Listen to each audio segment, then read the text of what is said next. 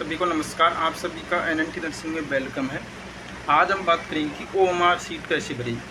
हाँ, OMR sheet के ऊपर ही बात की जाएगी, क्योंकि स्टूडेंट को कंफ्यूज है कि ओएमआर सीट में ट्यूशन एक साथ करे, कैसे भरे और एक ओएमआर सीट एक साथ भरे या अंतिम समय में एक साथ भरे। तो उन सभी डाउटों के ऊपर हम बात करेंगे। कंपटीशन एग्ज़ाम में टाइम की बहुत वैल्यू होती है, तो इसके लिए आपको पेपर आते ही ज़्यादा टाइम ख़राब नहीं करना है।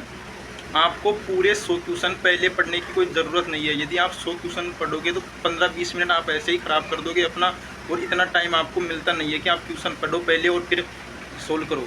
सबसे पहले आपके पास पेपर आते ही आप पहले बायोलॉजी को निकालो, उसके बिना पढ़े ही क्वेश्चन सोल्व करो। मतलब पहले 33 क्वेश्चन पढ़ने की ज़रूरत नहीं है आपको, कंटिन्यू पढ़ो और सोल्व करते रहो। और पेपर में थोड़ा टिक लगा लो हल्का सा पेन से। हाँ, बायोलॉजी के जो ही क्वेश्चन आप पढ़ो और सोल्व करो तो टिक लगा लो उसमें कौन सा ऑप्शन राइट है। तो फिर टिक लगाने के बाद 20 या 25 क्वेश्चन एक साथ आप ओएमआर में भर दो। हाँ, एक साथ टिक लगा लो पहले, तो फिर जो क्वेश्चन नहीं आता है उसका गोला लगा दो। इसी प्रकार सभी में आप 20-25 के हिसाब से ओएमआर भरो, क्योंकि एक साथ आप भर नहीं सकते, क्योंकि यदि टाइम खत्म हो गया तो पूरे क्वेश्चन रह जाएंगे ऐसे कैसे, और थोड़ा बहुत ऐसे 20-25 बढ़ने से आपकी पूरी ओएमआर भरा के आ जाएगी। यदि आपने पहले सभी क्वेश्चन सोल्व किए और बाद में 100 के 100 भरोगे तो क्या पता टाइम नहीं बचे तो पूरे 100 के 100 रह जाएंगे आपके, और एक में मार्क्स नहीं मिलेगा ऐसा करोगे तो।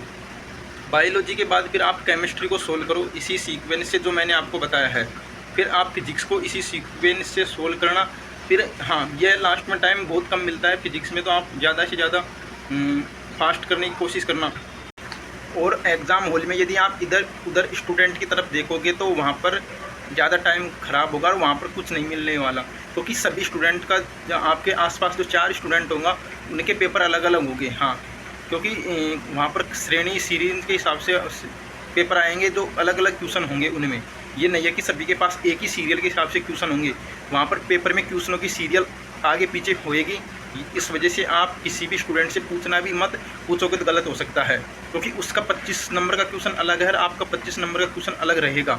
तो ये गलती आप भूल के मत करना, और वैसे आपको मौका भी नहीं मिलेगा वहाँ चीटिंग करने का। तो अब आप अपने अकॉर्डिंग करना, जितना स्मार्ट दिमाग से कर सको उतना स्मार्ट करना। रोल नंबर और जो श्रेणी आएगी ABCD पेपर की वो ठीक से भरना आप। हाँ, रोल नंबर में जो आप एक तो रोल नंबर गणित में लिखा के आएंगे और एक गोले में भरा के आएंगे, तो दोनों को ही आपको सही भरना है।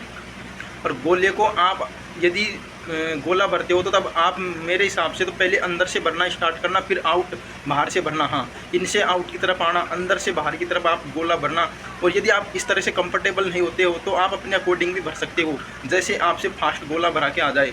और उस बॉर्डर लाइन से बाहर मत निकालना जहाँ तक हो सके। थोड़ा बहुत तो चलेगा बॉर्डर लाइन से, ज़्यादा बाहर मत निकालना बॉर्डर लाइन से। फिर क्योंकि बॉर्डर लाइन से बाहर निकालोगे तो आपके मार्क्स में कटौती हो सकती है, क्योंकि वहाँ पर कोई व्यक्ति तो चेक करता नहीं है, वहाँ पर मशीन चेक करती है, वो डायरेक्ट स्कैन करती है, तो उसके ज़रिए रिजल्ट बनता है। तो वहाँ पर यदि कोई आदमी चेक करे तो टीचर वगैरह तो वो तो समझे कि थोड़ा बहुत प्रॉब्लम हुई है। वहाँ पर मशीन डायरेक्ट स्कैन करती है, जो प्रॉब्लम आती है वहाँ पर मशीन नहीं देखती है। तो इस चीज़ का आप विशेष ध्यान रखना ओएमआर में गोला भरते वक्त। साथ में ओएमआर के पीछे एक कार्बन कॉपी होगी, वो कार्बन कॉपी आप जब पूरे क्वेश्चन सोल्व कर ले उसके बाद उठा लेना और साथ में लेके आ जाना कार्बन कॉपी को।